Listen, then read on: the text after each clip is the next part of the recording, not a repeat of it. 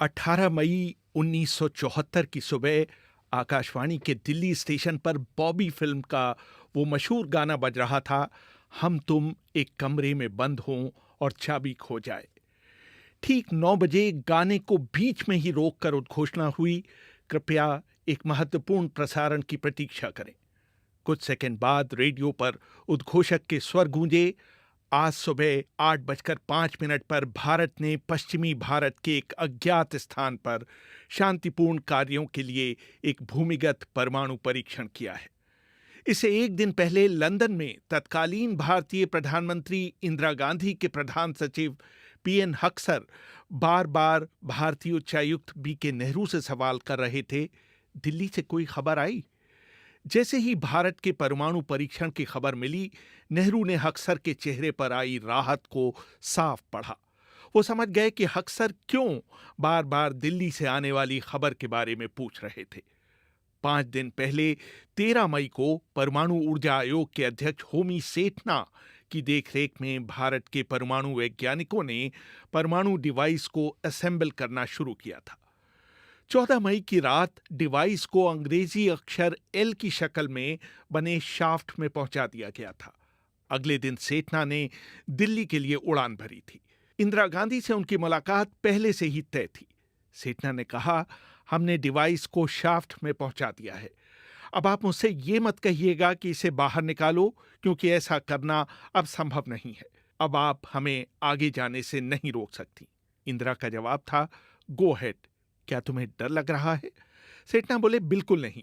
मैं बस ये बताना चाह रहा था कि अब यहां से पीछे नहीं मुड़ा जा सकता। अगले दिन इंदिरा गांधी की मंजूरी लेकर सेठना पोखरण वापस पहुंचे।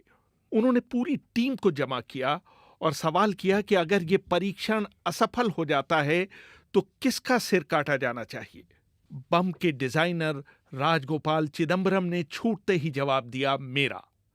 टीम के उपनेता पीके आयंगार भी बोले, किसी का सिर काटने की जरूरत नहीं है।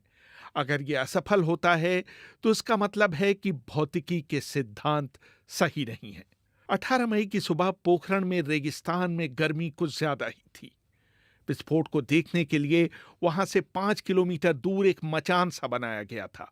वहां पर होमी सेठना, राजा रमन्ना, तत्कालीन थल सेना अध्यक्ष जनरल बेवूर, डीआरडीओ के तत्कालीन अध्यक्ष बीडी नाग चौधरी, टीम के उपनेता पीके आयंगर और लेफ्टिनेंट कर्नल पीपी सभरवाल मौजूद थे। नाग चौधरी के गले में कैमरा लटक रहा था और वो लगातार तस्वीरें खींच रहे थे। चिदंबरम और एक दूसरे डिजाइनर सत्येंद्र कुमार सिक्का कंट्रोल रूम के पास एक दूसरे मचान पर थे। श्रीनिवासन और इलेक्ट्रॉनिक डेटोनेशन टीम के प्रमुख प्रणव दस्तीदार कंट्रोल रूम के अंदर थे।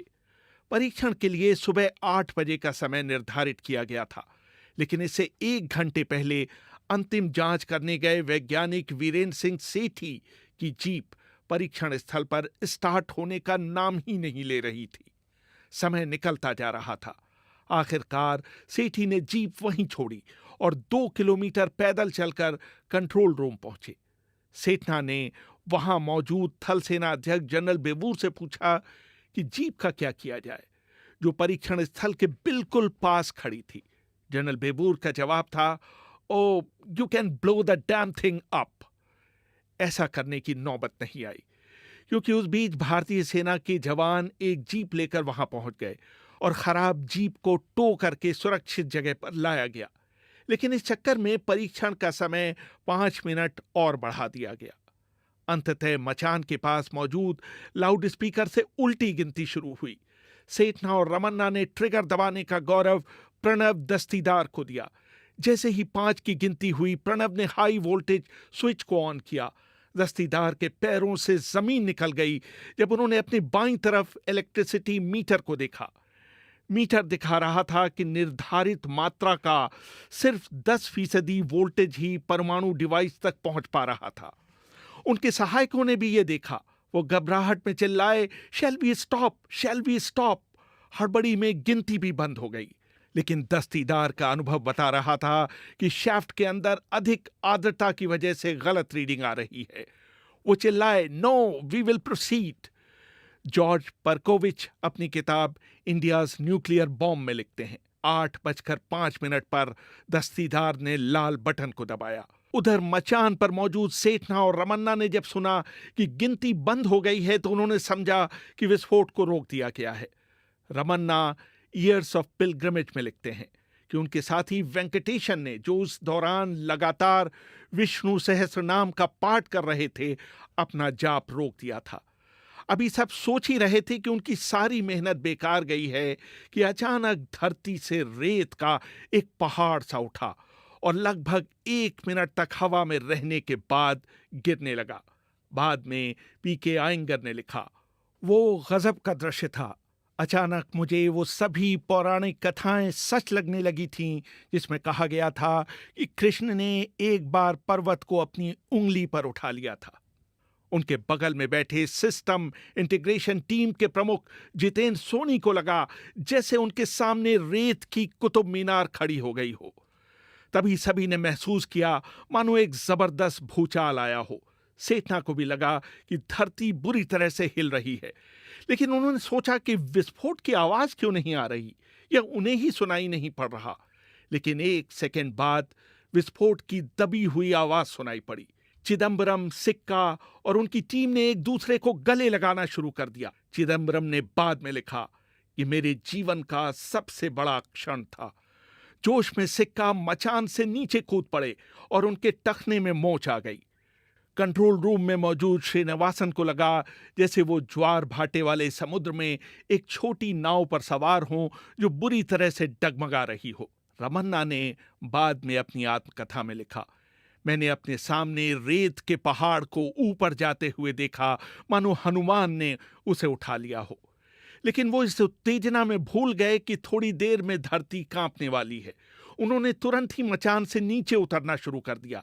जैसे ही धरती हिली, मचान से उतर रहे रमन्ना अपना संतुलन नहीं बरकरार रख पाए और वो भी जमीन पर आ गिरे। ये एक दिलचस्प इत्तेफाक था कि भारत के परमाणु बम का जनक इस महान उपलब्धि के मौके पर पोखरण की चिलचिलाती गर्म रेत पर औंधे मुंह गिरा पड़ा था। अब अगली समस्या ये थी कि इस खबर को दिल्ली इंदिरा गांधी तक कैसे पहुंचाया जाए। सिर्फ इसी मकसद से सेना ने वहां पर प्रधानमंत्री कार्यालय के लिए खास हॉटलाइन की व्यवस्था की थी। पसीने में नहाए सेठना का कई प्रयासों के बाद प्रधानमंत्री कार्यालय से संपर्क स्थापित हुआ। दूसरे छोर पर प्रधानमंत्री के निजी सचिव पीएन धर थे। सेठना बोले, धर साहब, एवरीथिंग हैज गॉन, और तभी लाइन डेड हो गई। सेठना ने समझा कि धर को लगा होगा कि परीक्षण फेल हो गया है। उन्होंने सेना की जीप उठाई और लेफ्टिनेंट कर्नल पीपी सबरवाल के साथ बदमाशों की तरह ड्राइव करते हुए पोखरण गांव पहुंचे, जहां सेना का एक टेलीफोन एक्सचेंज था।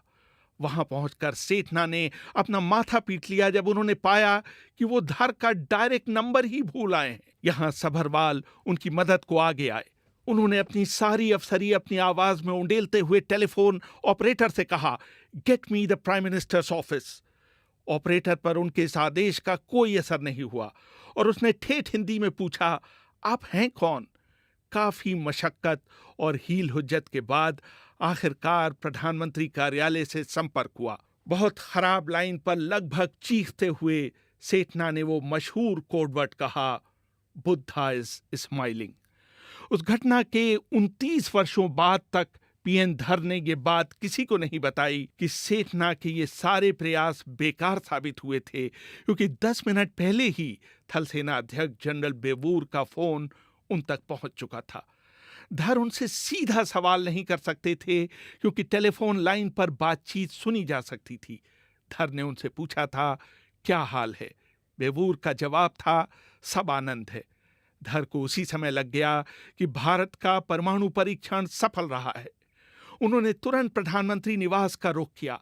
उस समय इंदिरा गांधी अपने लॉन में आम लोगों से मिल रही थीं। जब उन्होंने धर को आते हुए देखा तो वो लोगों से बात करना बंद उनकी तरफ दौड़ी। उखड़ी हुई सांसों के बीच उन्होंने पीएन धर से पूछा, क्या हो गया? धर का जवाब था, सब ठीक है मैडम। धर ने अपनी आत्मकथा में लिखा, मुझे अभी भी याद है, ये सुनते ही इंदिरा गांधी की बाँछें खिल गई थीं। एक जीत की मुस्कान को उनके चेहरे पर साफ पढ़ा जा सकता था।